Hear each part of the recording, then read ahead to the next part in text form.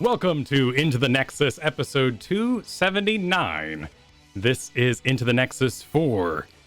That doesn't really matter the date. We're here. We're going to talk Heroes of the Storm. And I've got a lovely guest today, one I'm very excited to talk to, one we haven't had before, in fact.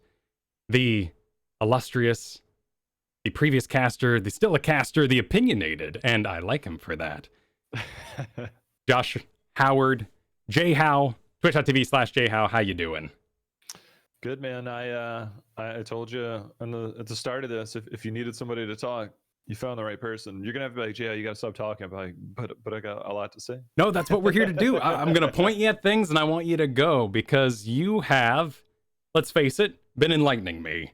I am a solo queue player.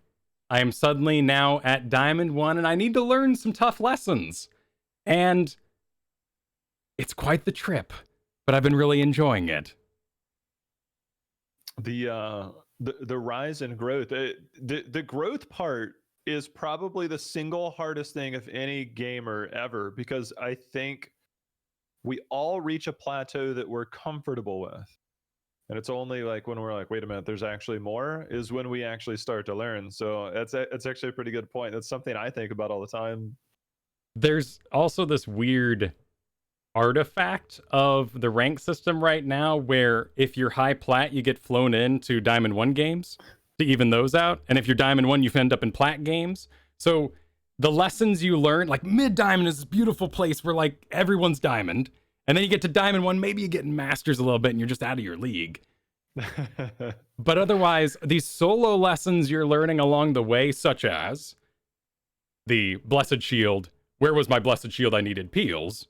Instead of Blessed Shield as an engage, is fascinating. And a lesson that needs learning. That was something we went through. It's we were in a group, and the group play is where it's at. Like if you can find a group and everybody knows what to do and everybody's on the same page, it's amazing. And I think we were going through that as well. It's like I do the same thing solo queue. It's like, if I hit this Blessed Shield here, the odds of somebody following up maybe 10%. In a group, like almost 100. But then at solo queue, it's like, yeah, I definitely need to save this. Like I need to find a way to where I can full combo and then have somebody else be able to help as well. So it's a night and day difference. But I think that is something at the highest levels where it's like people know, right? They're looking for these, they're looking to follow up, but everybody's also trying to make their own plays, which is the solo queue experience. It's been interesting doing the Storm League thing, certainly. It has led to some new discoveries. And solo queue was always its own beast. But we got a lot to talk about today. We are going to dive into the year thus far, because it's been a heck of a year for Heroes of the Storm. Led with December, which was actually last year, but doesn't really matter because it affected everything we were doing. Just in general, how has the balance update, the scene itself, been for you for Heroes of the Storm? When it comes to the balance update, in reality, it doesn't feel like a lot has changed in terms of the play of the game. I think lately, a lot of people, there's posts out there that say, all right, well, look, we've got stomps or we've got like I'm on one side or the other, and very rarely do you have close games. And I really think it's people not understanding where the pros. I don't think that's different, right? I think that's always been there. People don't understand where the comebacks are. You can be down 16-14, you get one pick. A lot of people don't really like it's 17-14. There's comeback experience. You get one kill, right? You work, you isolate one person, you get one kill. That entire kill is going to be worth a full level of experience. A full level of experience when it's 17-14. And we find ourselves in those situations.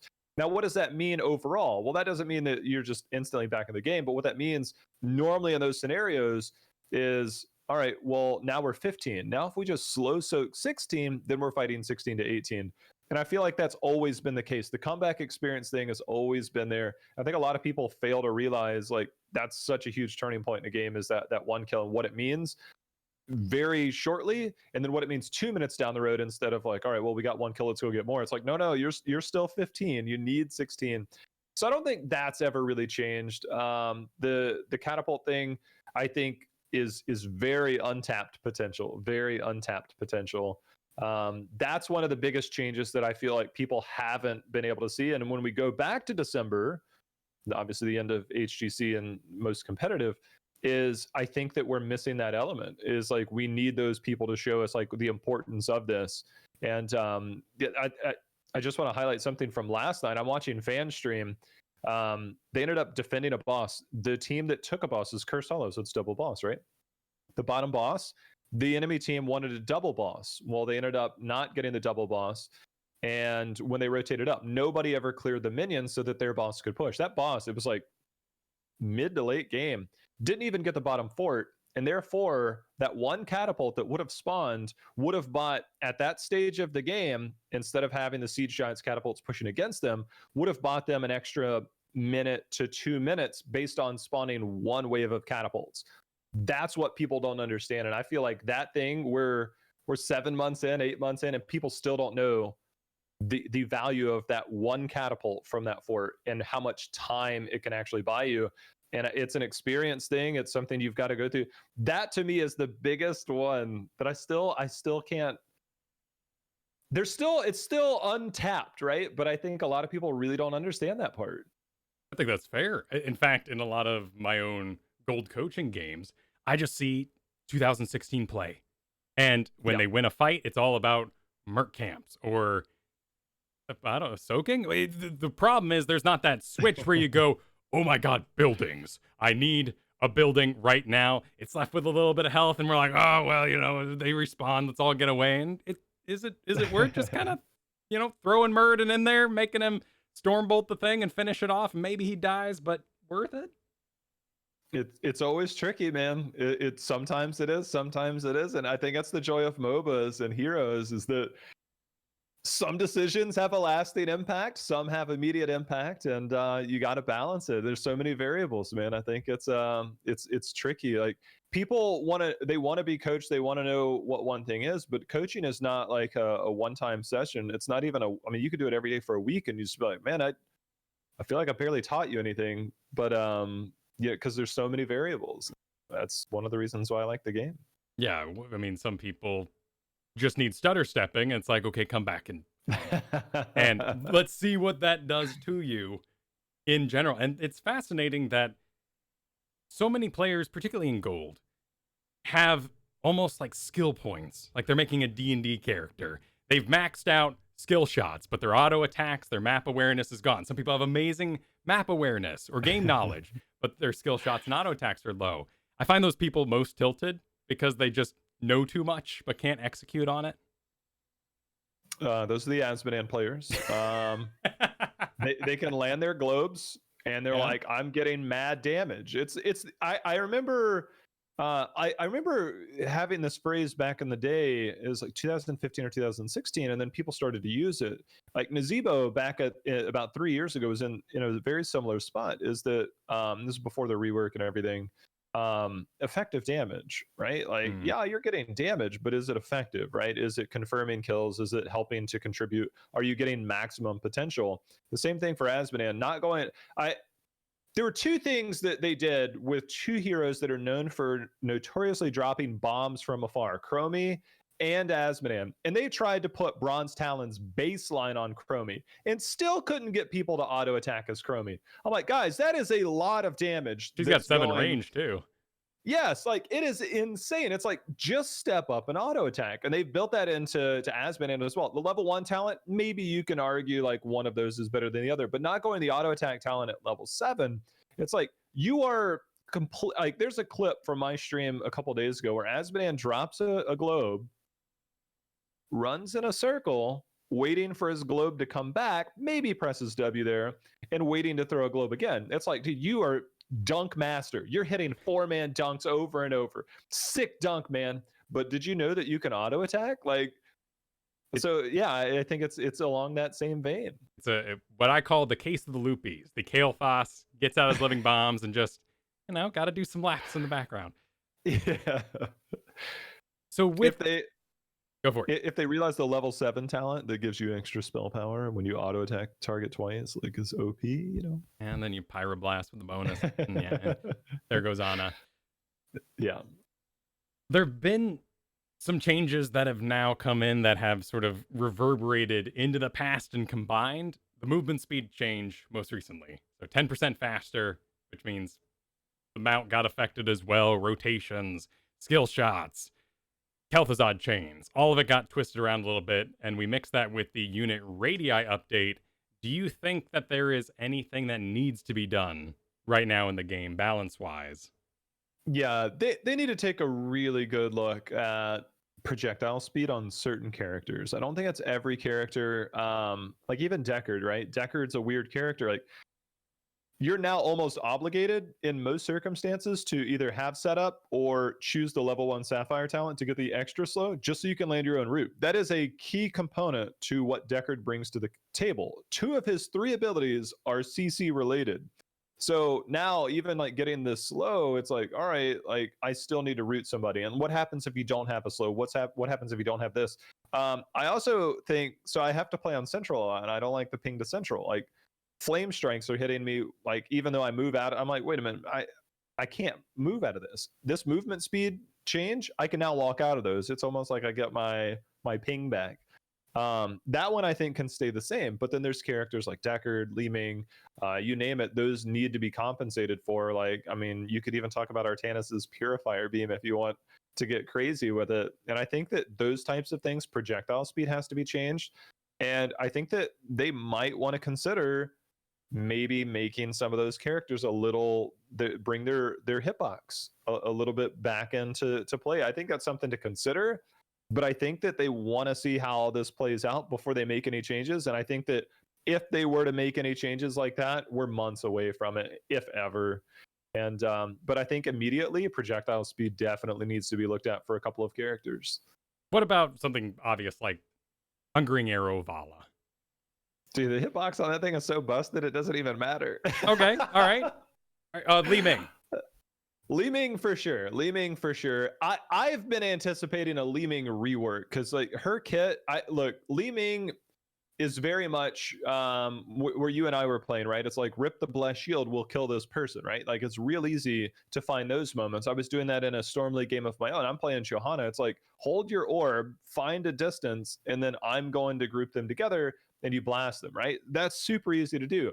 Most mages and most solo queue, you're never going to find that experience. That's why heroes like Medivh, Genji, some that require like teamwork to get value out of. I think Li Ming is very much a team value hero, but at the same time, like every tank right now is just eating everything they throw at her between Anub'arak and Diablo and Garrosh. They're all just kind of, even Murd, and they just kind of look at her like, that's nice. Like Johanna's like, yeah, I'm pretty beefy now. Like, you're not going to hurt me. And I think that's why Li Ming has fallen so far off. So showing her a little bit of love, I think, with the speed is kind of the short-term answer. I don't think it's a long-term answer, though.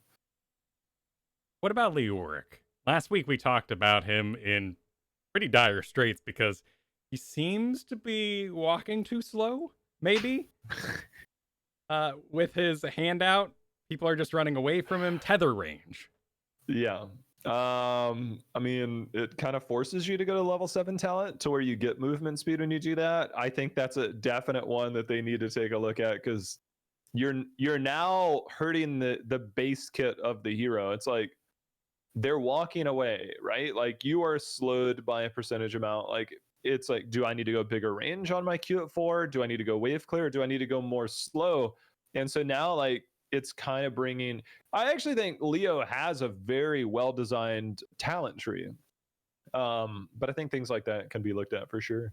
Have you seen this recent Worth It Leo play where it's March of the Black King, all the Drain Hope talents, and then hopefully you land Death March at 20, and it just kills everybody, but up until then it's 11 Death Leo and you have no idea what's going on?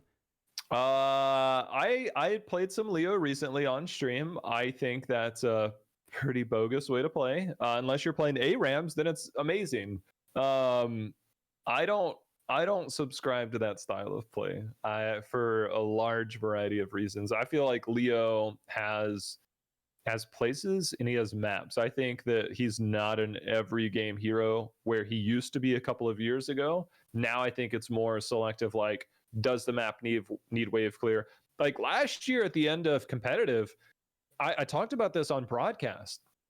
the heroes that got all the reworks last year that became meta again, Raynor, Jaina started to come back and fade away, even though that wasn't a huge rework. Tyrande, all of these heroes lack one thing that they had been giving all the new heroes over the last year or two were mobility. And Leo's like, well, yeah, man, I could just walk in there. I can put an entomb down. Like, they can't leave. Like, there's no way out.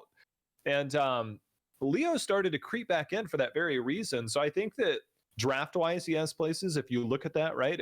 Ana, Tyrande, those are your main healers. Malfurion, like, none of them have a way to keep him off. And then you look at your auto attack heroes. I thought Leo was starting to come around, but I think he's, for your Storm League games, he's definitely a niche hero. We'll say that much. Or Imperius. Well, dude, he's OP though. Imperius OP. Is he? After he got the Malthael treatment and all that without the Malthael heroic, he's doing all right. I think Imperius is really good.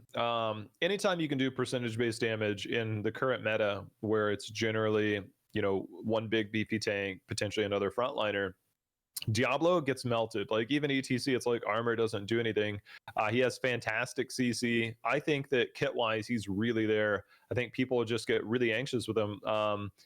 Patience, right? And Yrel, right? I think Yrel's a good hero, but I think she's awful to play, right? It doesn't fit my play style, but I think she's really good. But Imperius, anytime you can get percentage-based damage, because they buffed it, right? From like 2 or 2.25 to like 2.5. And I'm like, that's really strong. And now they have the baseline healing.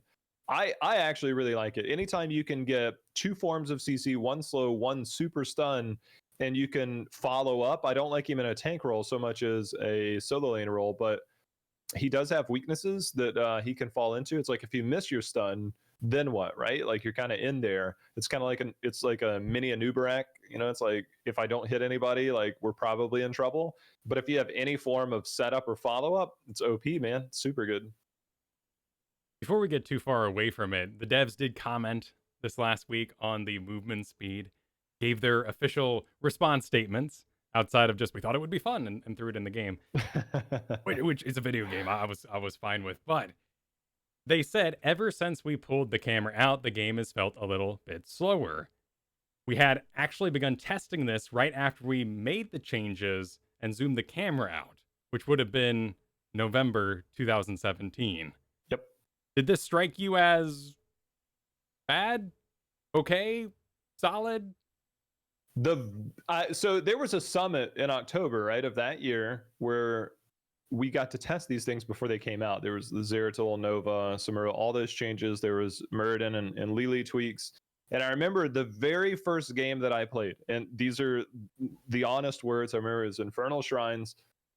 I said, I feel like I'm moving slow. Like, that was my very first thought, was like, I get it, right? I understand the camera zoomed out, but I feel like I'm moving slow. So in my mind, this is 2 years ago, almost 2 full years ago. That was one of the very first things that I said. So I can relate to those comments because it was one of my very first thoughts. And I actually wasn't a big fan of them immediately, but I understood it was a direction that nobody could stop. Now I like it more, right? Anytime you get more vision, gives more information. I thought it was kind of the sweet spot, right? I felt the exact same way. So it doesn't really strike me as weird as when you do go like from one mode to the other. We all did it, obviously, when it came out, but that was my first thought. That was my very first thought. So for them to implement it this much later, it kind of feels, and I love the fact that, there's still a team working on it, but they're like, well, we got to continue to change things, else our game's going to get stale. I mean, this is something they tested 2 years ago. So if they want to implement it now to try and keep their game fresh, then so be it. I think that might be the thing. Is there anything you think would be a part of this BlizzCon, perhaps? Or maybe since they like the Christmas update anyway, they've made a tradition at this point. I mean, gameplay updates, it's tricky now, right? It's what can you afford to put into the game? What can you not put into the game? A hero's not going to be enough, right? A hero's not going to be enough to like kind of shake the ground and shake things up. But if they can continue to put it out in this, type of, they talked about changing the tempo at which they were putting things out. I really can't see anything. My thing is just break the damn game. like break it, like break the game and let them say, all right, like we want this to be busted. I mean, at the time that like there's certain heroes that are going to be super frustrating to play against, but I think that like you have to find ways to just kind of push the limits to your game.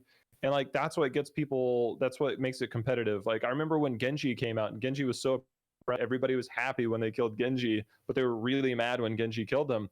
But it kind of kept you coming back, right, to want to do these. That's not for everybody, but you know, when you're a competitive player and you're doing those things, I feel like anything they can do to really tilt the shift of the game, change the meta in some way. Movement speed thing, everybody's going to see it, everybody's going to feel it, but it doesn't necessarily make the game feel drastically different. Like people aren't going to know the impact that the movement speed has. They're going to see it. They're going to, in their mind, it's going to start to be like, all right, I'm able to walk out of this. I'm able to walk out of this flame strike now. I'm able to avoid this skill shot now. All of those things register, and over time you adapt, but I don't think it necessarily changes the landscape of the game. Like there's no hero that I'm like, all right, this person's better. Nobody's going to understand that the team rotating from mid to top to gank you on Cursed Hollow is actually 10% faster until it's too late. And it'll take them days, months, you know, for them to fully understand, like, this is the pacing, this is what I can get away with, this is what I can't. And some people are just never going to learn. I think it was the same way when they did mount speed changes before. It's like, this drastically changes the gank potential that you have. And I think it's the same way as the timing things are never going to be something that are going to have like an immediate, like, oh, this changes the game. It's a long-term effect that you'll adapt to. And I think that's, if they want to do something different, I think they need to shake it. I don't know. I don't know what they can do at this point, but I like the changes that are going on right now. Well, they've said one of their big ones for the end of the year is going to be updating the solo lane, which sounds difficult. What would you like to see there?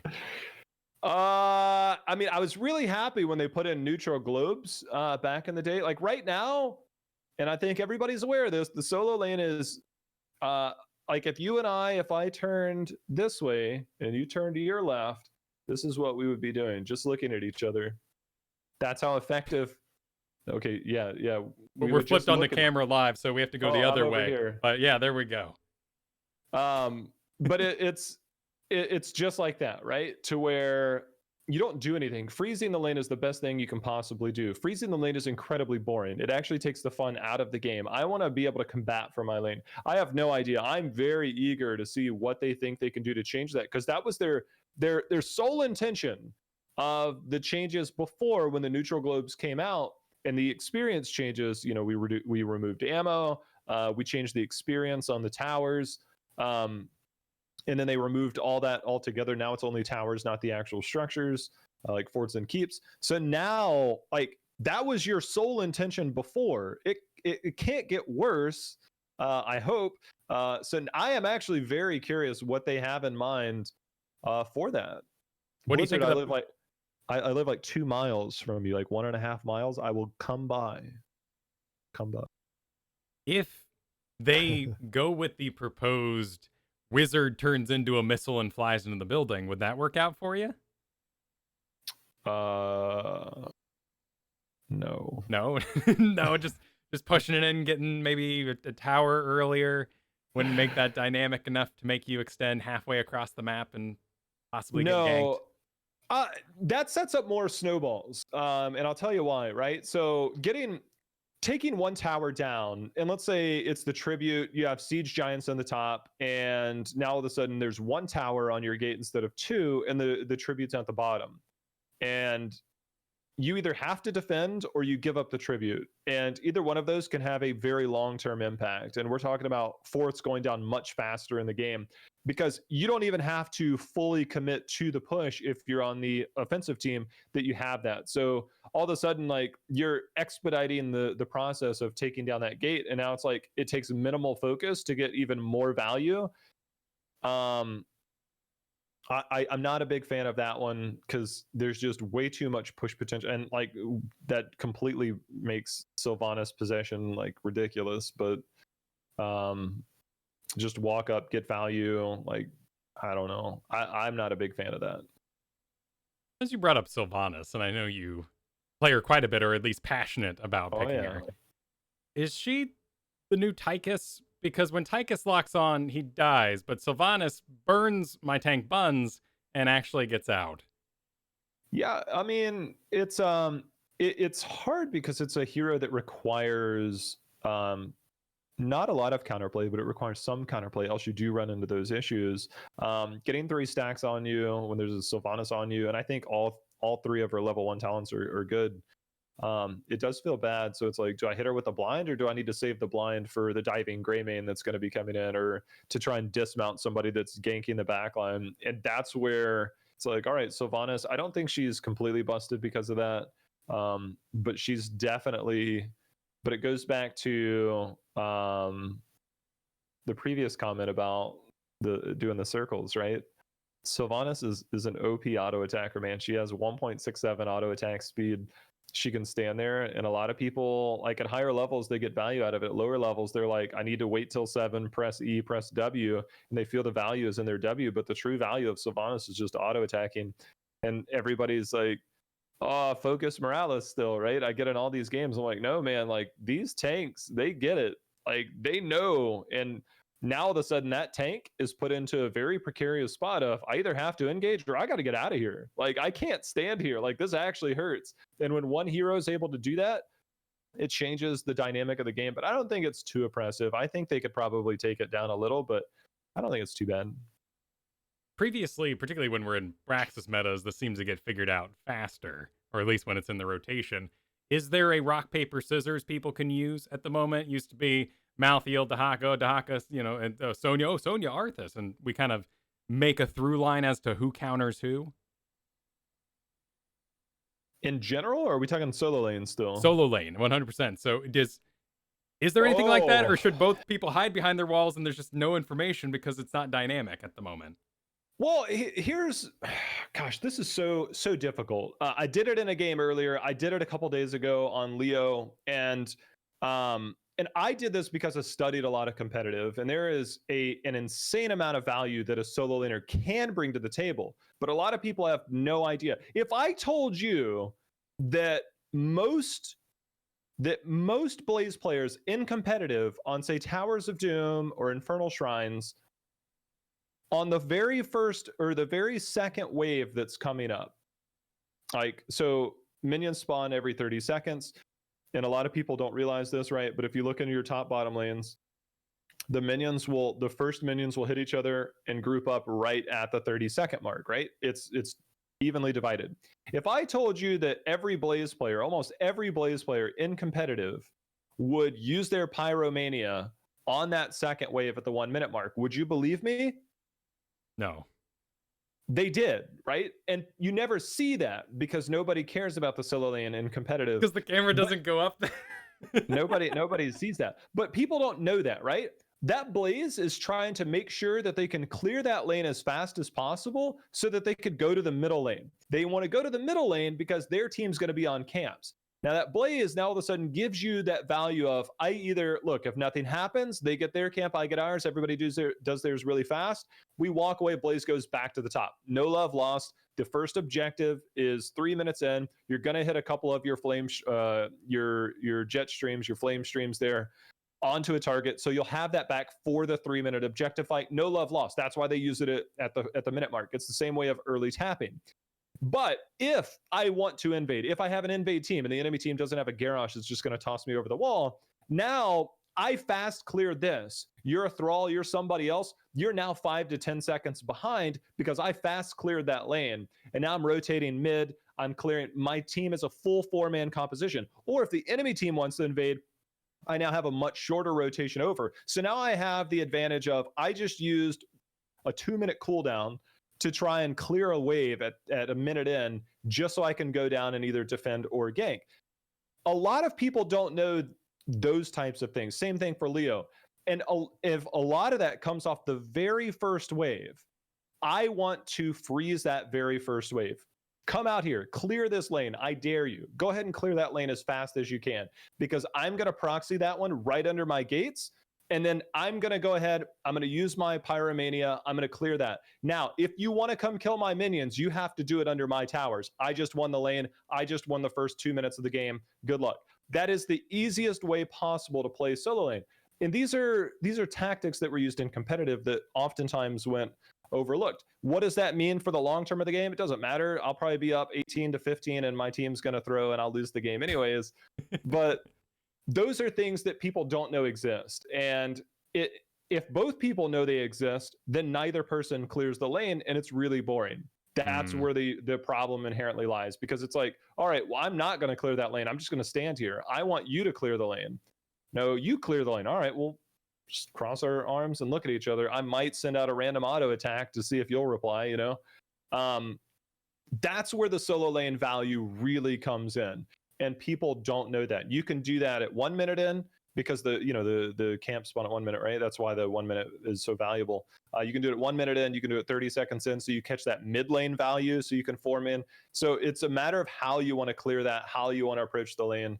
But I feel like right now, given the current circumstances, there's no reason to do any of that stuff. There's no reason to do any of that. Like, people don't understand the value of the solo lane. And to be fair, like, there's not much value the solo lane gets out of it outside of a few tricks. And I don't even know where we started. I just think that the solo lane right now is more about what you can do for, it was the matchup, right? So there's a long-term matchup. Dragon Share is very important. There's going to be a give and take, and I think solo lane, proper ganks that come in, knowing how to use that solo lane. You're not going to use that tactic on Dragonshire. You don't want to fast clear and then go to the bottom. But I don't know. Solo lane is one of the trickiest things, but most impactful things in the game that I think is just really missed out on, in terms of like, when should I gank top? Almost never. What situations can I gank top? Do I have one hero that's clearing mid lane as on D-Shire that can rotate up and catch somebody overextending because I'm freezing that lane? But do we have a Johanna or a Junkrat in the bottom that's giving us bottom lane control? And that's where the variables come in, and a lot of people they have a hard time understanding. Like, when I watch my healer come to the top lane when I'm solo lane, I cry, right? It's like, why are you up here? Like, you're not ganking anybody. Your team needs your healing down below. And like, that part, that probably frustrates me more than anything. It's like, don't come up here. Like, unless you see that I'm getting dominated, there's no reason to ever come up here. So how can we make that communication happen over the leagues? Because we go back to Silver, and a Milk and Cookies visit by Deckard or Malfurion empowers the top lane now with mana and health, or potions sitting in a bush, to actually complete the kill that they're going to get, because I'm the amazing Malthael who's actually going to kill a solo lane Dahaka in Silver League. But as you build that, where do you have the pop-up that says, by the way, you're plat now, you should probably stop? Poof. I mean, that's a good question, because there's a lot of people that can climb doing one specific thing because it's always worked for them. So why would it be any different as you go up? Like, clearly this works. Like, I'm not the problem. Like, this worked like 5 levels ago. Why is it not working now? So it must be the other person's fault. I don't know. It's really hard to get, like, education is the single hardest thing in this game, in any MOBA, because there's so many different things. You change a character in a draft, all of a sudden the game is entirely different. And so you have to approach everything differently. Like, I played with somebody, we're at mid diamond, we have a Sylve whatever and a Lost Vikings comp on Sky Temple. It's like, hey, we need our healer here. He's like, but we got to rotate. No, we don't have to rotate. The game is different now, because we have Vikings. Like, you don't rotate, you just do this. And this person argued the entire time. We're like, no, just stay here. And I don't know how to get over that. That's one of the hardest things in the game, is getting people to understand that, like, the things that you think you're supposed to do sometimes are the wrong thing, sometimes are the right thing. And I remember there was a TED talk I watched about like 7 or 8 years ago. It's like, when feeling right is wrong, right? And it was like this entire thing, this whole psychological aspect of, like, you can believe that you're right this entire time and it's there, but like, how you might actually be wrong. And I think it's a whole psychological thing, man. If I'd never watched that, I might have a real opinion for you, but I don't want to be right and wrong at the same time. Sure. And that's what makes it so complicated and makes the game nuanced. I mean, solo lane being a bit locked down, particularly when it comes to visits, is not a thing exclusive to Heroes of the Storm. I remember being constantly raged at in the old Warcraft 3 days of Dota, if you walked all the way from middle lane and didn't get that kill, because now that time is wasted, but you got that kill and everybody loves you. So what was the right choice in that case? Yeah. Blizz Daybringer got in the AMA and posed their version of upcoming education, and it is based on XP visibility. And they want to help people understand the importance of XP collection. They're not ready to announce any specifics, but they're extremely passionate about helping educate the player base as much as possible. Yeah, that there was a good post, somebody, or a good comment in that post, and somebody compared it to League, and it's like, I tried to talk on this, and I'm very unsure of, I don't follow League, I don't follow Dota. Those are things that I just never invested time into. So I if there's people out there that can help correct, but gold is a currency, XP gold, whatever, gold buys items, that's dropping. Right now there's a tiny little XP number that pops up. How do you know that range? You don't know that range. Generally right now it's about half to 3/4 of a screen. So how many people understand the value of that minion, right? I I don't know how to approach this, but somebody had a really good one about how you have to make it more visible. Like, that there's experience, but it's about the gold that you pick up, or last hitting in League. We don't have last hitting here. We don't have gold. We don't buy items, but the experience is our items. The experience is our talents. That's why it's valuable. And so understanding that you're getting that, and I think there has to be a direct approach, that you're getting the experience. There has to be something of like, you are contributing value. I remember, the meme, right? There's like the kid who looks like he's like straining so hard and his face is all red. And it's like that one, like I remember one of the pro players saying that, like, after the changes, it's like, me rotating over and seeing one minion lost and they have like that stressed face. In pro play, every minion matters. In Storm League, everybody's like, I'm gonna fight 3v3 mid for about 90 seconds, then I'll go bot lane. It's like, those minions are far more. I mean, how many people in chat right now know that an entire wave is worth more experience than a hero up until level 5, right? It's like, yeah, you might get that kill middle, but what do you do with that, right? Are you controlling the lane? Are you getting experience? Are you getting structures down? Are you getting camps out of it? Or are you just getting a kill for the sake of getting a kill? And 9 times out of 10, you're just out there to like flex on them and be like, I'm getting this kill because I'm better, right? All right, well, that Thrall that's in the top lane, he just got an entire wave. You're actually down on XP. You might not know it right now, but when you're starting to hit that level 7, that level 8, all of a sudden it's like 9.25 to 8.5. You're like, like, we got a couple of kills, we're up 2 kills to 1, but somehow we're down a half level in XP. Those things will add up to you, and people don't understand the lasting impacts of those decisions. That's one of the hardest things in this game for me, is how do people know that? And they have to find some way to bridge that gap, to be like, this is like, you'll never see the 5-minute timeline, right? Like, you have to, I don't know, like pro players and casters, like, we know the timelines, and a lot of people know the timelines at high levels, but like, you got to understand, like, the 2-minute timeline began now. It doesn't begin a minute and 59 seconds from now when you're like, oh, it's 9.5 to 10, we need to soak. Yeah, if you knew that 4 minutes ago, like, this would be a much easier game. And people don't really understand that. We're a hero brawler, right? But Did that finding hurt? yeah. But finding some way to increase visibility in your decisions based on experience alone, I think would drastically impact decision making. Maybe not like consciously, like, all right, that, like, something's got to click there, something's got to show up to reward you. It's got to, like, that, it's like a dog, right? It's like, sit and I'll give you a treat. It's like, get this experience, I'll give you a talent. Like, they need like that visual stimulation to say, this is what I'm doing, this is what I'm getting out of it. And right now, like, I'm not gonna lie, like, there's times where I'm walking away and I'm like, did I get that plus XP? And I wonder how many people are doing that. I think that there has to be some greater visualization to that. And it's weird because we're 4 or 5 years into the game. It's like, could have used that, like We got a kill long feed time perhaps ago. instead of an XP feed at one point. Yeah. And having that appear on the side of the screen with our bill, as it were, our tally going up might have been a superior tool for the community. But I will say that the pro players and competitive players don't have to deal with a resource that solo league players have, which is tilt. And by not participating in the 3v3 for 3 minutes, you are spending your tilt. You're going to run out of tilt juice, and everyone's going to blame you for soaking.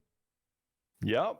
But there's also the guy in the top that's already soaking, that all his tilt juice is being drained because he's soaking, and he knows how important All he it is. hears is the dings of his teammates dying. Yeah, that is a real thing. I think we all sometimes fall into that category. Some more than others. Depends on what your mood is that day, I guess. I mean, just like now, somebody in chat highlight minions I'm in range of. I mean, that's not too hard to do. Like I thought. Interesting. I like that. At least it's an option. Yeah, that is an option. Just like stand near it, and they just have like a little glow on the outside of them. That give me a I'd work button for that. Let me turn that on if I want.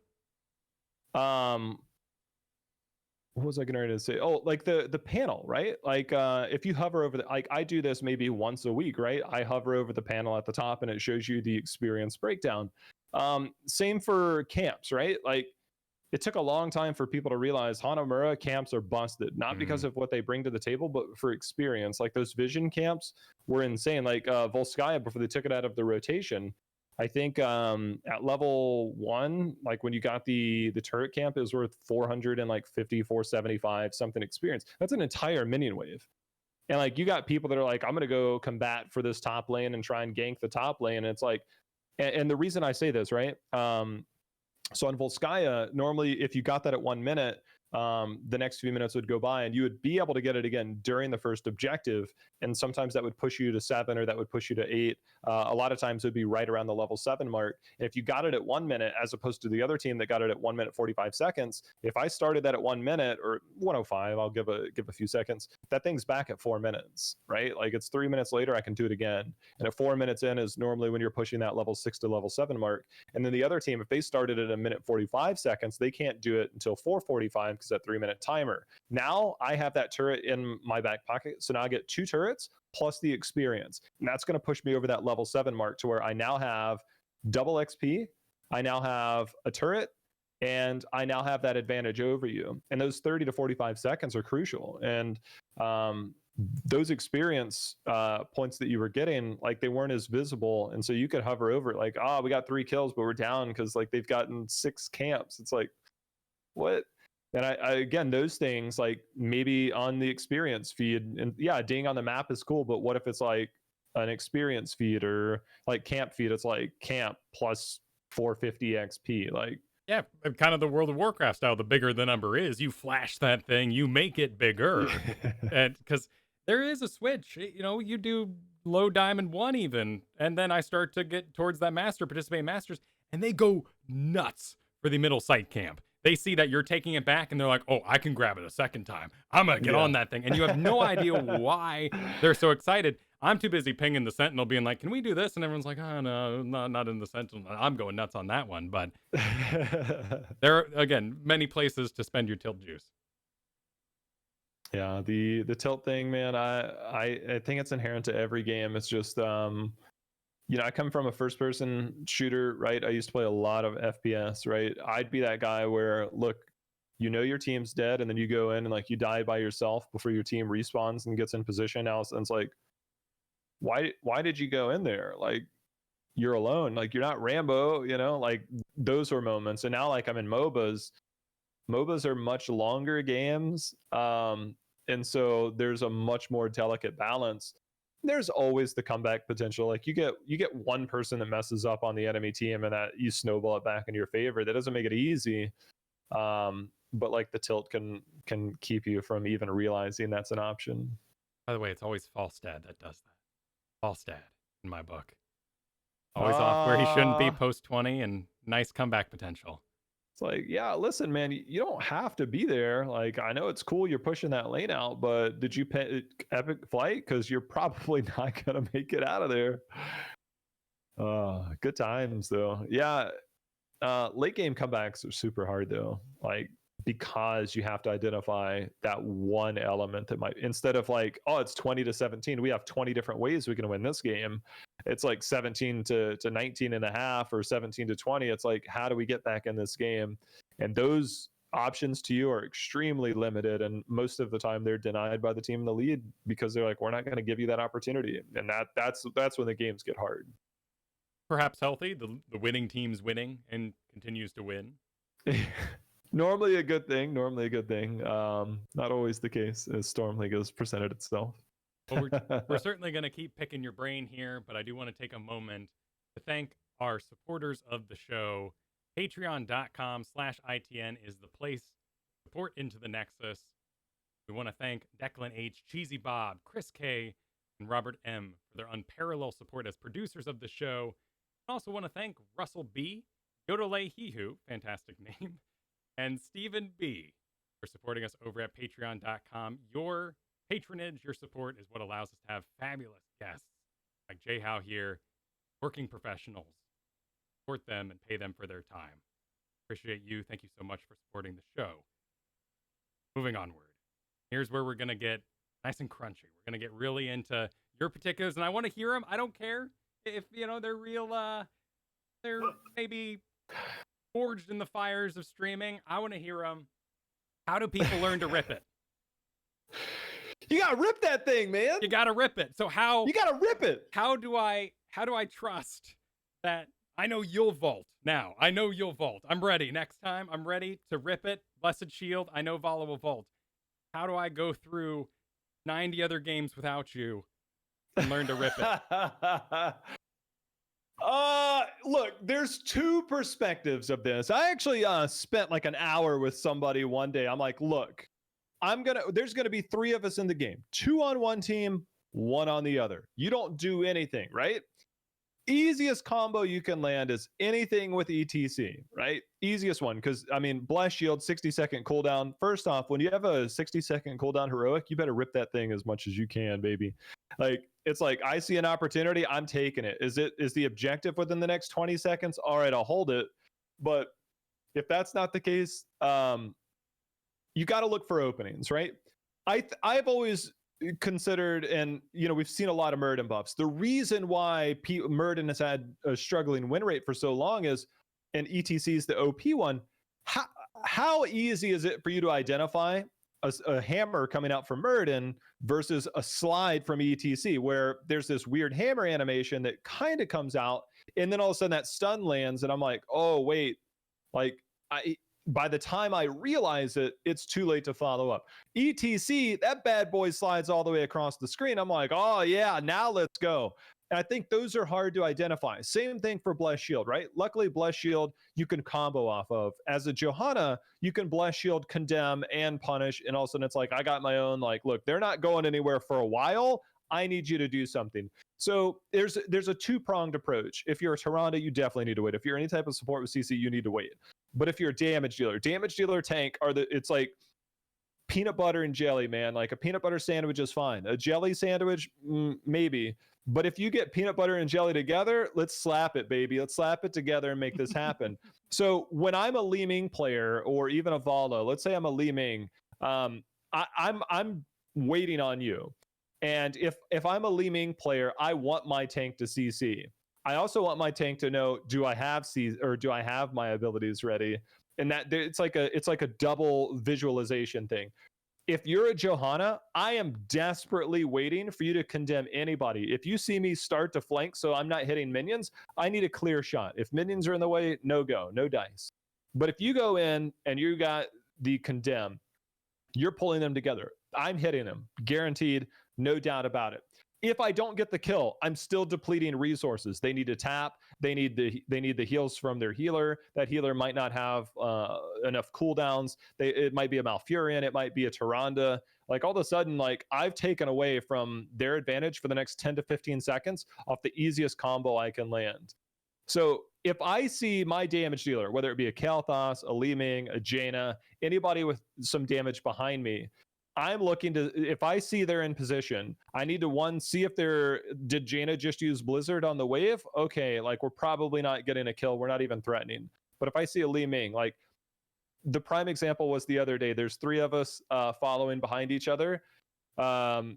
And you're in front and there's somebody running from you, like retreating. I'm like, don't just rip that bad boy. Like he's not going anywhere. Like the minute you're in range, you hit that guy, he's not going anywhere. As in like you hit that button so fast, he doesn't even have a chance to get near his team, right? And so when somebody's following behind you, they have a clear shot, you rip it, right? Like that is the absolute, like, all right, I got to go in there, power slide. What are you waiting for? Like our whole team is sitting on abilities. We are waiting for you to go in and just smash that button. We cannot do anything. Our maximum potential comes out with your maximum potential. And it goes both ways, right? But it all starts with the tank. At most levels of play, I'm Kael'thas. I'm probably raw throwing out Qs left and right. I'm probably just trying to dot people up and hope they spread fire and then win the game because that's what happens everywhere below Diamond and Diamond and Blue. But when you're there and you're that situation, root from anybody, Blaze, Blaze, all you're trying to do, I did an animation on stream. I need that slow. That's why I think Blaze is a fantastic offlaner. Follow up CC to whatever the tank does, slow to help set up some of that CC. I'm setting everybody up. I can set myself up, but I'm also setting the enemy team up. If I can set myself up, you best be sure I can set up the person behind me pretty easily. But it's up to understanding if Li Ming just threw out her orb, if Jaina just used her Blizzard, is this going to be the appropriate time? Probably not. But I think that those situations, it's a two-way approach. It starts with the tank, but it just as much starts with the damage dealer to know like that's where it's at. So when I'm in games and I'm following around you, look, if it's me, a healer, and a tank, we can pretty much kill anybody. If it's me and another damage dealer, 100% dead, no doubt about it. And there's nothing anybody can do. There's not the only healer that can potentially save you is going to be an Uther with a divine shield. Cleanse, that might be something, but we're probably still going to have enough time to get damage in. And if not, like we have those opportunities every so often. And so ripping it is the simple fact of if I'm behind you and you got damage behind you and you're sitting on key abilities, like I'm ready to go. Like I'm not doing damage. I'm waiting for you to give me an opportunity. You get that opportunity, we all go home happy. That one pick, one kill, what's the deal? Easy. I think you introduced something really interesting there, and that is the idea that the DPS is not casting spells for a while. And that's the communication. Because otherwise, I am throwing my number one peel that I will be trolled for later on for not having when Zeratul jumps my Vala, right? So the dialogue you get when climbing and going through the various leagues is that, oh, you save everybody. Where's my peel? Where's my peel? And using it aggressively like that isn't going to fly. However, you introduce the key item I need in the solo queue situation is Li Ming hasn't cast an orb in 8 seconds. And I can say, and Jaina's 16 seconds out from her last Blizzard. We can say confidently that we are all down with the clown here and we're going to make something happen. There's a big difference, right? Like if I don't have Bless Shield, right? And you're Jaina, and I come in, I can hit a condemn and I can hit upon it. If it's 2 people and I go subdue, perfect. Like it's even a bigger slow. I can come in there, I can slow people. That guarantee is like the condemn plus the punish. 1 wave guarantee, 2 waves potentially. Bless Shield guarantees that I'm hitting everything.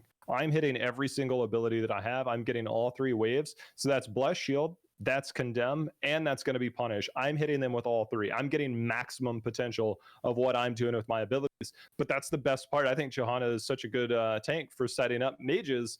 ETC as well, but ETC is a little trickier. It's easy to get value, hard to get team value, because if they don't have it available, you're a dead cow.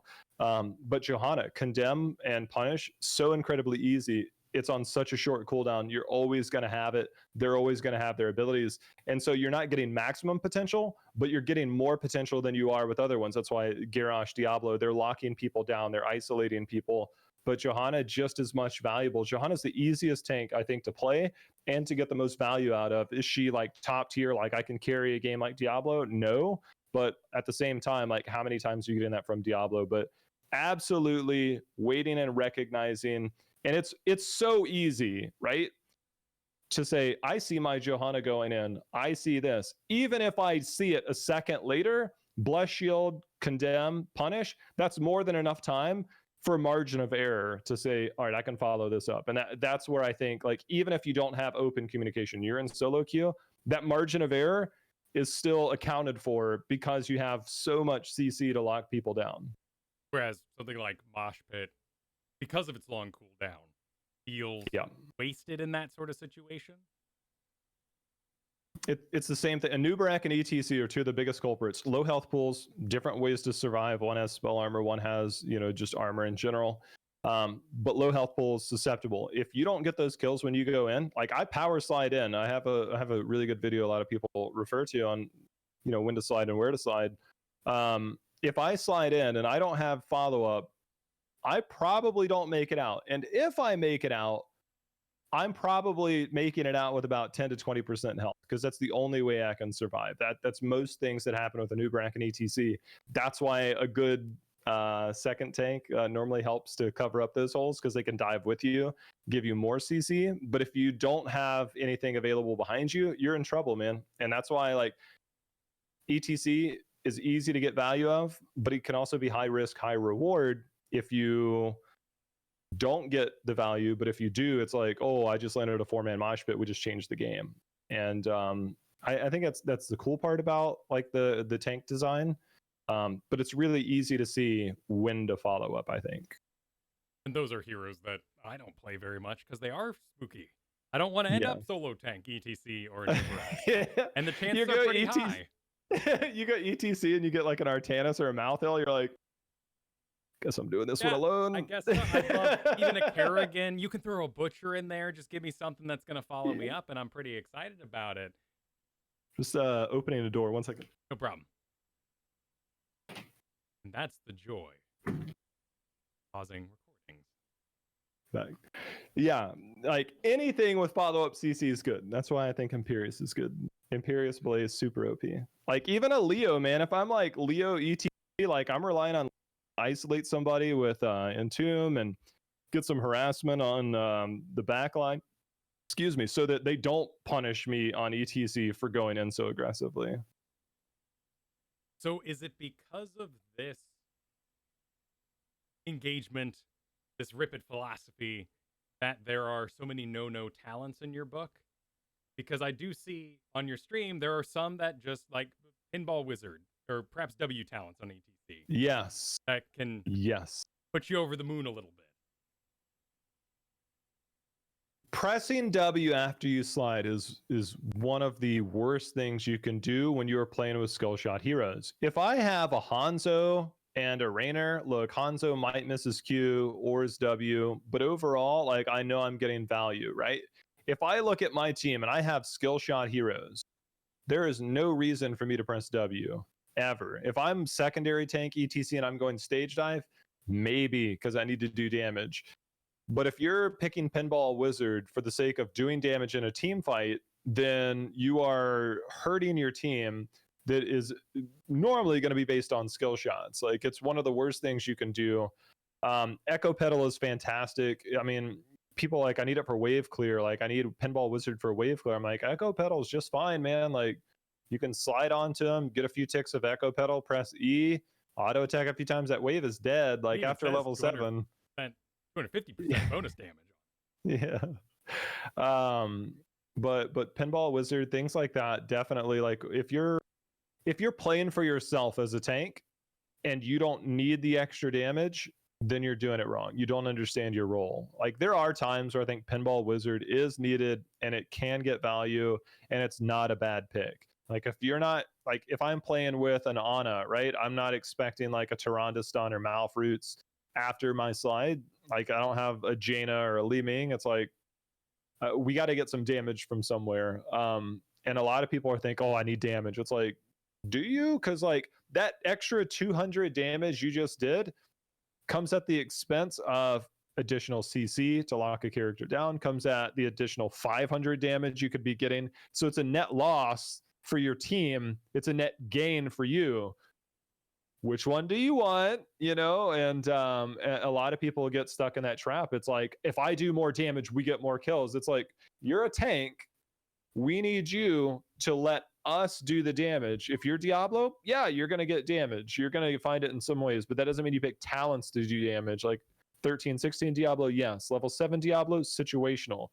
But overall, like, yeah, that's something that people just think, I got to do damage. I'm good enough to carry this. I'm going to be able to do this. And when you weigh the actual numbers, that's not how it goes, man. It's not how it goes.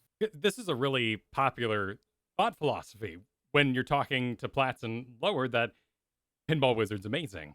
So what other sort of pitfalls can we dispel today? Is there any other talents out there that just popular that you see that just shouldn't go there? Kyle. Yeah. Kyle.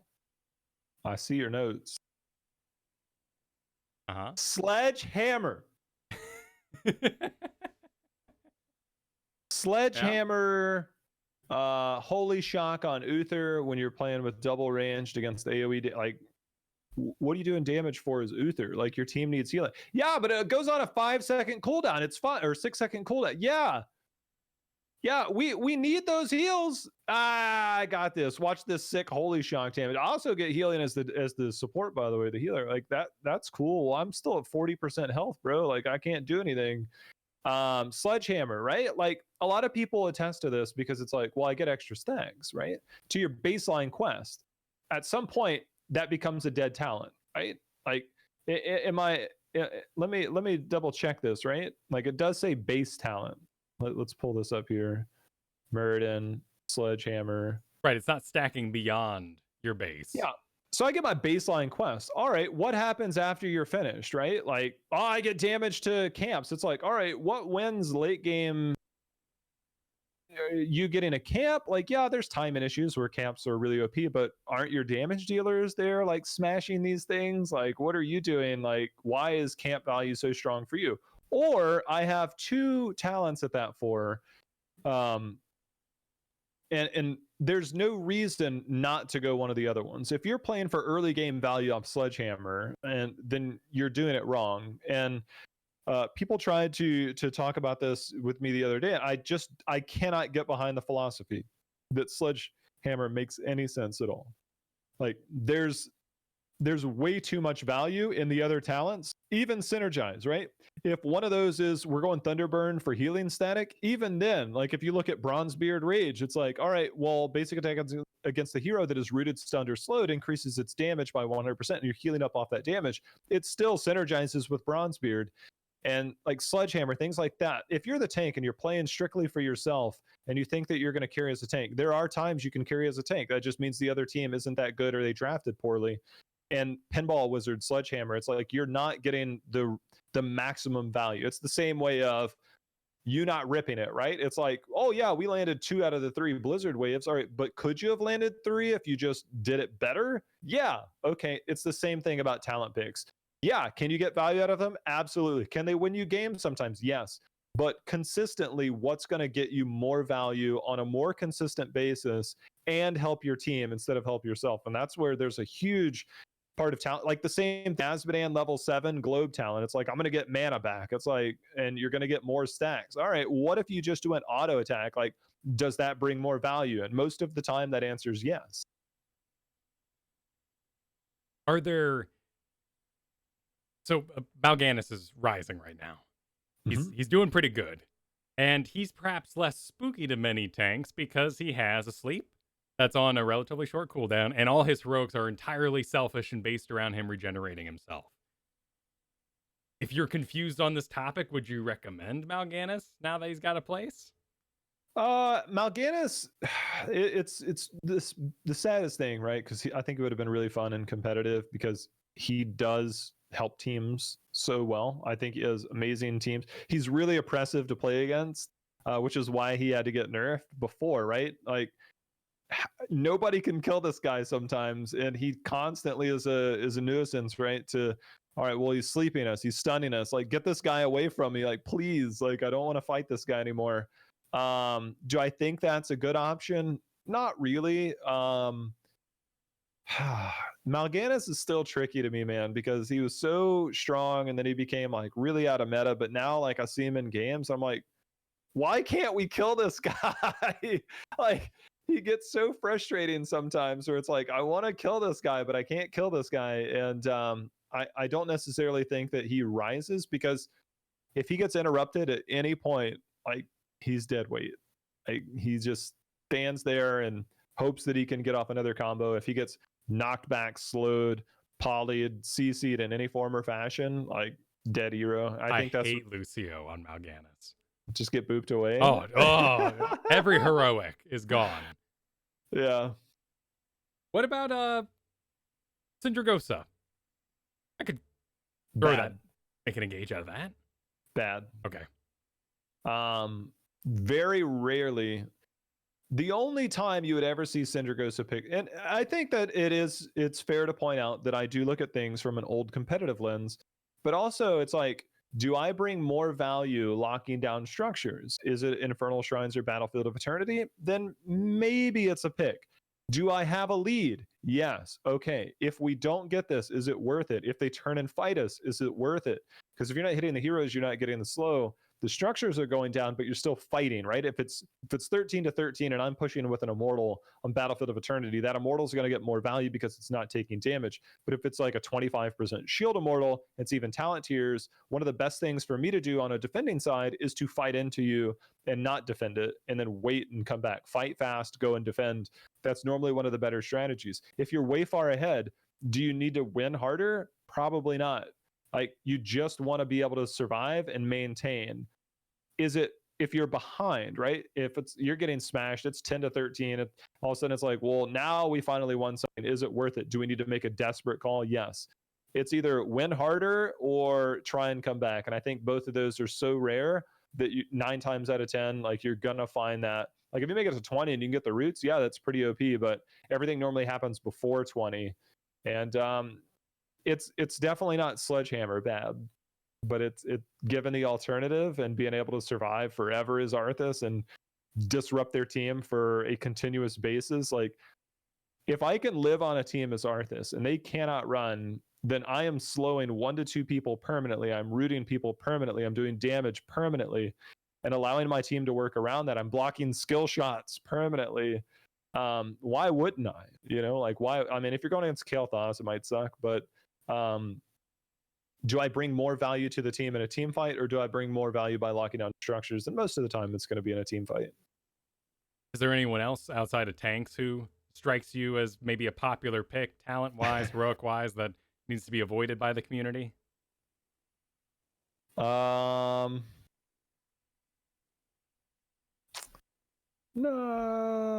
I mean, everything like Decimate Garrosh is pretty bad.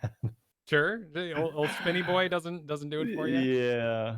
I mean, Stitches. A lot of people really like Stitches. Can be so bad, right? Like, Dids plays a lot. Alex Dids plays a lot of Stitches, and I think he plays it well.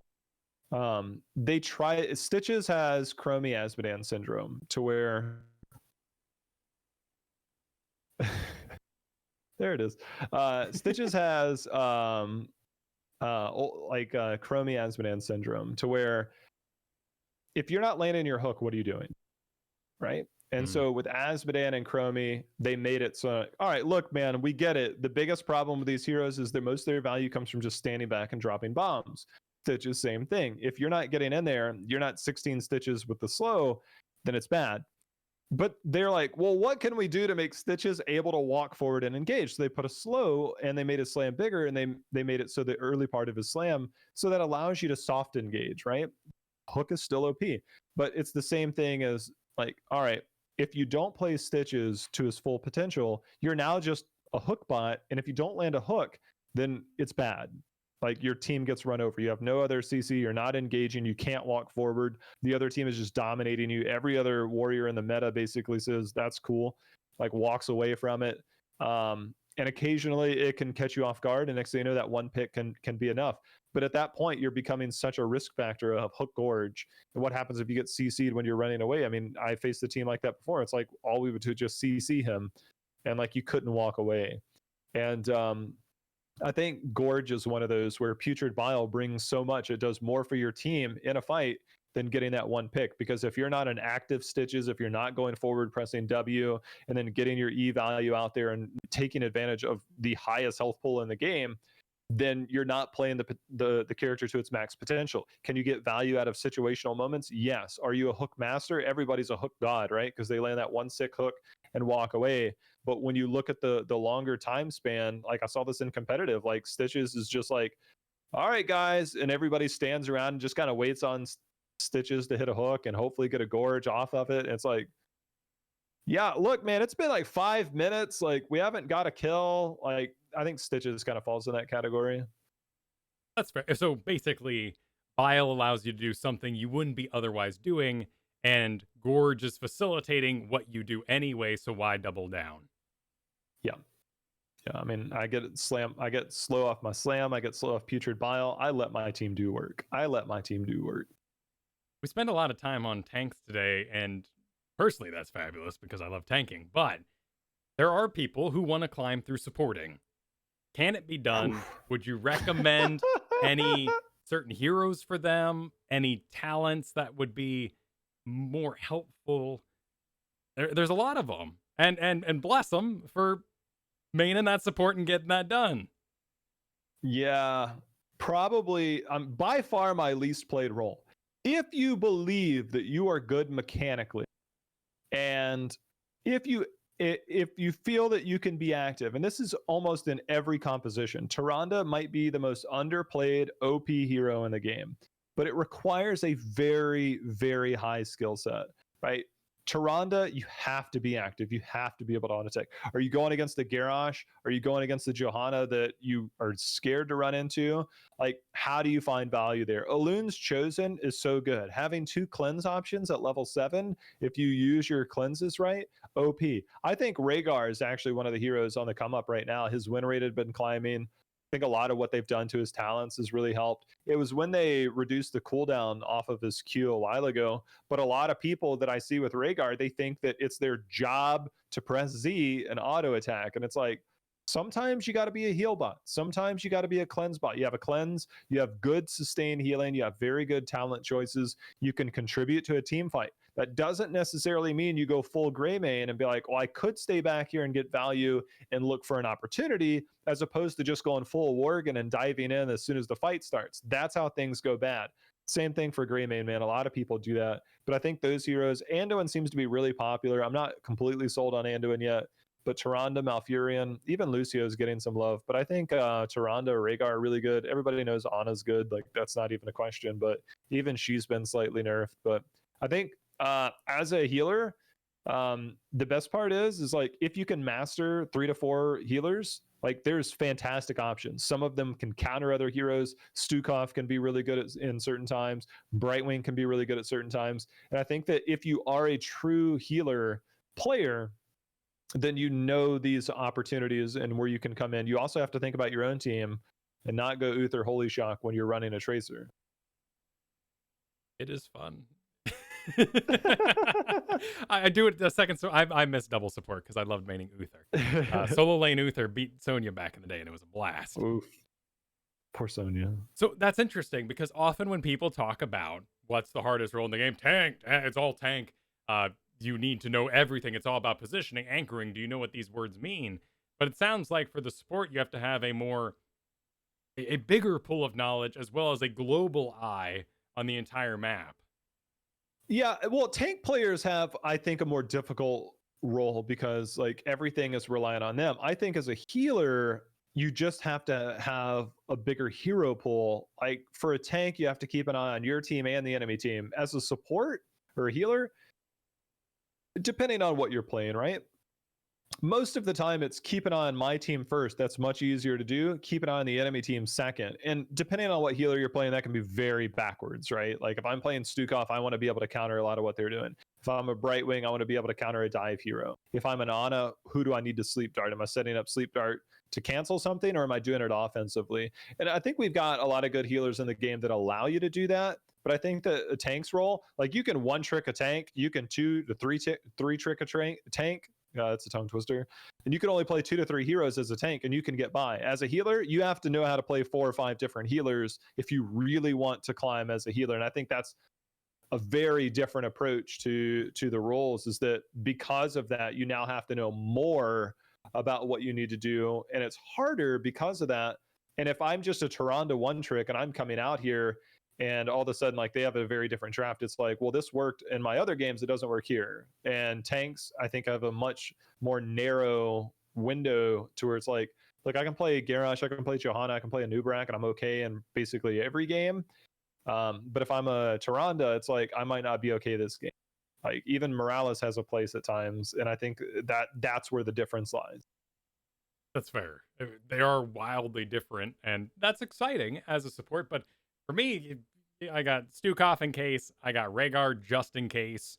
But white main, mainly something like Malfurion, takes so much work for me to maintain in order to whip it out one in every 20 games. It's not going to happen.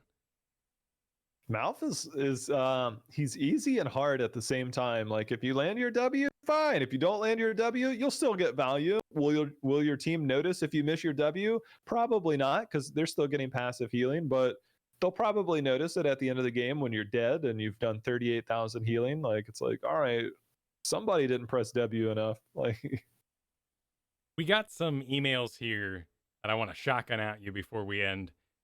We got Nam Cho Muske asking, what are some do's and don'ts for bronze and silver? And I would even say, if you're able to, if you could classify each league as what they need to know to move on, what would it be? as a tank or just in general? In general, if that is possible. Wave clear. Wave clear. Wave clear. I climbed, so I started an account, play silver like last year. I played 2 heroes almost exclusively, Phoenix and Johanna. Like they both have great wave clear. They both skirmish well. They both fight well. They're not the best wave clear. They're not the best team fight hero, but they do everything so well that it was really hard. Phoenix has had some changes, but wave clear, man. Like, and I know everybody's gonna be like, well, if I wave clear, my team's off fighting 4v5 like for no reason. Agreed. But if you have good enough wave clear, you can get a small amount of wave clear and then go up and help your team fight. And if you really feel like you're that good mechanically, then you're going to be able to do both. It's just you have to understand your rotational windows and be able to look out and keep an eye on your mini map to know it's like, all right, where can I get this value and then also help my team? I think wave clear, like you can one trick stuff up to the top. Don't get me wrong. Like, I mean, if you're a Butcher one trick, if you're a Diablo one trick, if you're anybody a one trick, a Tracer one trick, you'll get good enough to where you can play against people. But if you want to play different heroes, like heroes that have wave clear that can contribute in more than just a team fight or more than just wave clear, then you're going to find value for sure. Butcher one trick sounds exhausting. I do not want to get meat that often. just end the game. Oh, back to the beginning. Let's farm it up again. It's like playing old Artanis when he had no talents and no shielding. And you had to somehow remember you suck for the first 10 minutes. Rip. Yeah, even somebody points out, like, that's what I said, Rhaegar, I think, is actually come up. Even he can clear, but it also requires you to be a Rhaegar, heaven forbid a Lily, you have to know how to cleanse. If you are a healer, you have to pick cleanse, and you have to know when to cleanse. If you want to be a healer and climb, you have to be able to cleanse. Hands down, you will be able to save games with one button. I think that's fair. Maybe that's why Anduin is doing so well, because he just sort of doesn't cleanse and sits through the whole thing with salvation. But he can also pull people, man, and that's not a cleanse button. That's just built in. It's not a talent you have to pick. It's already there. So it's accepted that you have to use it. Whereas I see Lilia players, they're like, well, I don't know how to cleanse, even though Lilia has the best cleanse in the game.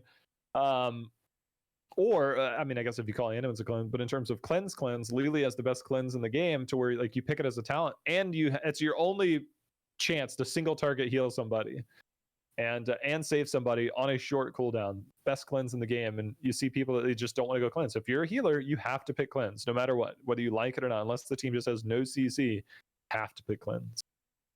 Got an email here from Cyrus who asks, what's the best way to come back from a 2 to 3 level deficit? If you soak, it doesn't seem like enough. The easiest and most common way requires teamwork, and that's the hard part. Ganking the one person who's on the other team. If it's 18-15, somebody on their team has to push out a line. I know that we don't have a ton of time. There's actually a very, very, very good way to do this, and I talk about this sometime on my stream. Soaking, right? If the next objective is a minute and a half away, 90 seconds away, what do you do? Well, I need soak. Okay, well, how do you get soak? All right, let's say it's Infernal Shrines. It's 3 lanes. You need to soak all 3 lanes. How do I do that? Kill the minions, right, Kyle? Yes, maybe. I've been tricked Wrong. before on this episode. Dead wrong. Don't do anything. Do you ever watch Forgetting Sarah Marshall? Wait a minute. Is that the one where he goes to Hawaii? Yeah. Okay, yeah, I've seen it. He meets Paul Rudd's character, and he's trying to teach him how to surf. And it's like, all right, look, he's man, he's do nothing, right? Yeah, just do nothing. All right, do nothing. And then like he's like, all right, well, you can't just do nothing. You got to do something. But in reality, like what he's trying to teach him is like, don't do too much. Like, don't do anything, right? It's the same concept of freezing the lane. If that lane is pushed out all the way to my gate, they have impalers. Do I go out and kill the impalers, or do I let them attack my minions? If it's just minions, do I let the minions attack each other? Or do I kill their minions? I know that if I kill their minions, I get experience. But if you stand there and your minions kill their minions and their minions kill your minions, you're still getting experience, but you're not pushing the lane out. Biggest mistake you can make is actually killing their minions. So now you just proxy that wave right there. That does 2 things, right?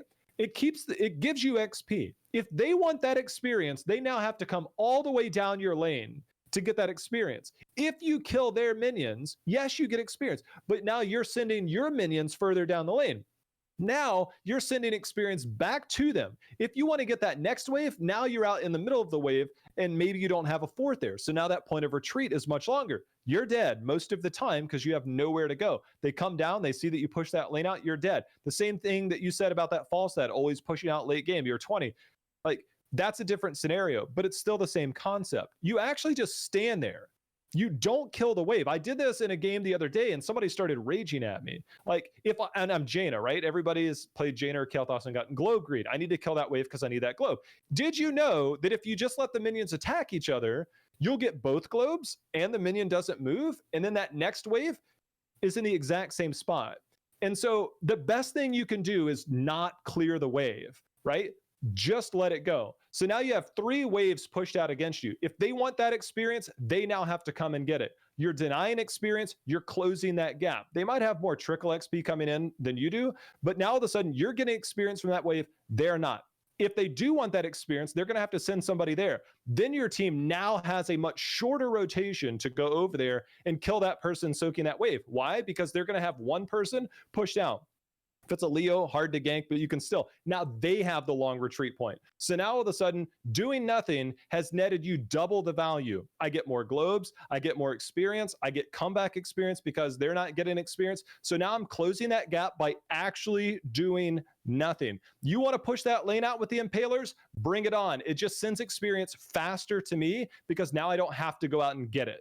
And that's one thing that you can do. The other way to do that is to try and find that. If you can force that option to you to where it's like, all right, I'm not doing anything, they've pushed out. Find the solo laner or find that person that's pushed out too far, rotate over as a team, cut off their retreat point, kill them. That one kill will mean that the enemy team can't come and fight you, or most likely won't come and fight you. You get comeback experience. If you're 3 levels down and you kill one person at 17-14, I talked about this earlier, that's 1 full level of XP. If you're down 3 levels, it'll basically be 1 full level of experience. So if it's 17-14, now it's 15-17. Now all I have to do is let those lanes push out. I get 16. I go into the next objective, the next shrine, 16-18. And all of a sudden it's like, all right, I'm on even talent tiers. I'm not on even levels, but this is a much better situation than where I was at 2 minutes ago. All by doing almost nothing and ganking that one person that came out. That is the single best way in any game to get back into the game, is to isolate a target. But if you can force that by letting that lane push out, that's how you do it. What if they're attacking my buildings, the minions? Oh, then you clear. Okay, then I can. Yeah. So then, like if they're actually attacking your building, it depends on how late it is, right? If it's you can actually go out. This is one way to do it. Like if you actually go, kill the catapult and let those 3 stay there. Normally, like, the rotation's not fast enough, right? Like, if they came and they cleared the minions to where they're there, you'll see solo laners sometimes. Like, if I want to freeze that lane, sometimes I'm gonna have to take some shots from the ranged minions so that it doesn't push out into my towers and my towers kill it, right? That, like, the ranged minions can't do damage to the towers unless the towers can do damage to them. So normally that doesn't happen, and what you can do to avoid that from happening is just eat a few of the auto attacks. And then it's the same concept of freezing the lane. You eat some of the ranged auto attacks. You still do it under your tower, but you do it just outside of tower range. So your next wave will proxy up, and that will stay there long. You have to keep 3 ranged minions alive to proxy a wave, by the way. So you keep 3 ranged minions alive. Your wave will come up, and then the next wave will be proxying there, and they'll meet. And it's just right side of you deny them globes. That's how you do it as a solo laner. You deny them globes unless they want to come and take tower shots for them. So then, like, those few auto attacks that you took from the range, you'll now get, they'll group up again. They'll attack each other. Both wizards will die. So those, like, 6, 7, 8, 10 auto attacks you took from the ranged minions, you just pick up double globes, you're back to normal. Can I fart out a summon? Maybe throw a Nazebo wall or just an Asmodan summon just to stop? No need. No need? Let it sit there. Literally do nothing. Just sit there and stare at it. Could I let them kill it? Be mounted so that I'm excited to go somewhere else if I need it? You should definitely be mounted. Okay. You should. Okay, so if you're bot lane on Infernal Shrines, you should be mounted and stand. You can either stand at your gate, or if it's a little ways out from your gate, you should be mounted and standing. If you're bot lane, you should be standing towards the south side. Why? Because they'll be coming from the north and the fog. Being mounted means that you can get away from them if they come up. What about mounted in a bush? You shouldn't be in a bush. I mean, you can be. It's very situational if you're trying to, like, sneak XP in, but if you're freezing that lane near you, then yes. If not, if, let's say it's bottom lane Infernal Shrines, the bush is on the bottom wall. If they know that you're there or they saw you previously, you should be standing to the right. Like, if you're on the red team side, you should be standing to the right on your minion side.